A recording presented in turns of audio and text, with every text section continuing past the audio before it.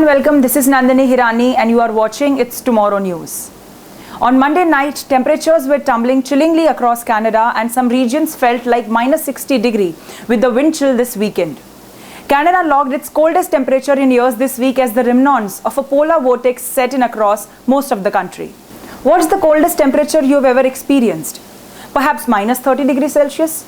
Minus 40 degrees Celsius? Only a handful of Canadians have ever experienced temperatures colder than minus 50 degrees Celsius without the wind chill, and those in Weequahic and Old Crow are some of the lucky few.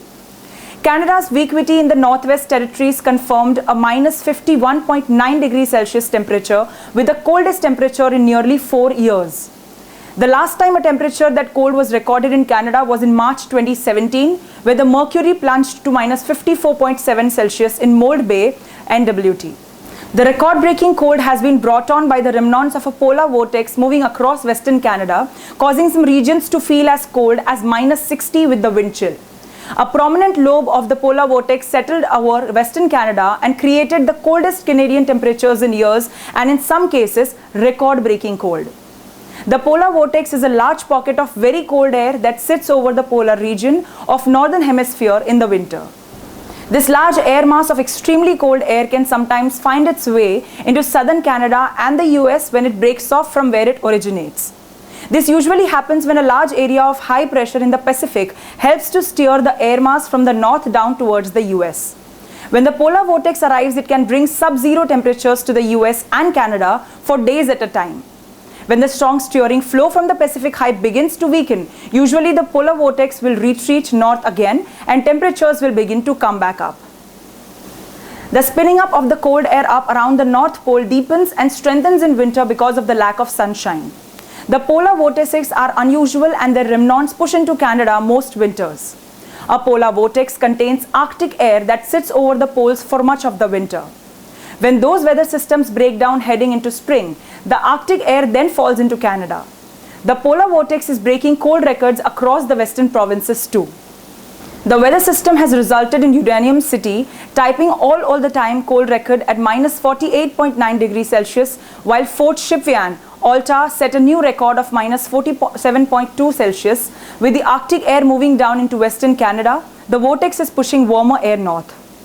Environment Canada reported that some areas in eastern Nunavut experienced relatively mild temperatures with warm air pushing the reading up to 2 Celsius. The remnants of the polar vortex will remain situated between Alberta and Manitoba for the week and also move into some regions of British Columbia as the wind chill adds to the cold. This is going to be there for a while. Once that really deep cold air settles in, it's kind of hard to move out. It's very dense, it's very heavy, so it's really hard to get it out of there. The long-range forecasts are predicting that the cold weather will remain until next weekend. While it won't feel like minus 60, every day more cold temperature records can be expected across the country. Though every day is going to be really excessively cold, but certainly a lot of extreme cold readings for the next week is going to be seen, because even if it warms up a little bit, sometimes the wind kicks in and wind chills are high. While Western Canada deals with the remnants of polar vortex, a major winter storm blazed Atlantic Canada overnight last week, leaving parts of Maritimes covered in snow. According to Environment Canada, that weather system is expected to push into Newfoundland and Labrador, bringing whiteout conditions to certain regions. In Ontario, the agency says cold temperatures are strong, winds whipping across the Great Lakes have caused snow squalls to batter the southern region of the province. This may be called for an early spring. It was so chilly on Sunday that even the most sophisticated satellites were perplexed and caused them to pick up the ground and mark it as a freezing cloud tops. It is beginning to see this cold air sink south across the Canadian border and into the Midwest in this early week. But during the later this week, the real effects of the polar vortex will be seen. Southern Manitoba and Ontario, as well as northern Minnesota, will see lows down to minus 28 degrees Celsius on Tuesday. Later on, the temperatures will drive down even further, with widespread temperatures as low as 35 degrees Celsius to minus 39 degrees Celsius across southern Canada. Winds during the week will also be a consideration. Winds will blow from the northwest between 15 and 25 kilometers per hour. When you add those winds to those extremely low temperatures, the wind chill values will feel as low as minus 40 degrees Celsius to minus 45 degrees Celsius. Dozens of cities across the region are expected to break minimum temperature records for those days. The Arctic air will begin to retreat, but even as temperatures begin to rise, many areas will still experience temperatures well below average as in the beginning of the month of February. Though blistering cold winters to hot muggy summers, torrential rain, blinding snowstorms, deadly tornadoes and scorching drought, Canadians experience some of the planet's most diverse weather systems. Canada is as tall as it is wide, creating a wide range of climate conditions. Canada has the largest latitude range of any country on the planet.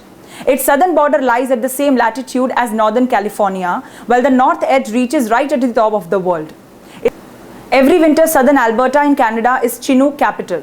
For 6 months from November to May, warm dry winds rush down the slope of the Rocky Mountains towards southern Alberta, often moving at a hurricane force with the speed of 120 km per hour.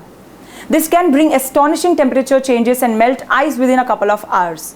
In 1962, Pincher Creek saw a record temperature rise of 41 degrees Celsius from -19 to 22 in just 1 hour. Chinook is also known as the ice eater among locals who appreciate the break from winter that the winds provide. Newfoundland is the foggiest place in the world. At the Grand Banks of Newfoundland, the cold water from the Labrador Current from the north meets the warmer Gulf Stream from the south. The result is a whooping 206 days of a fog a year.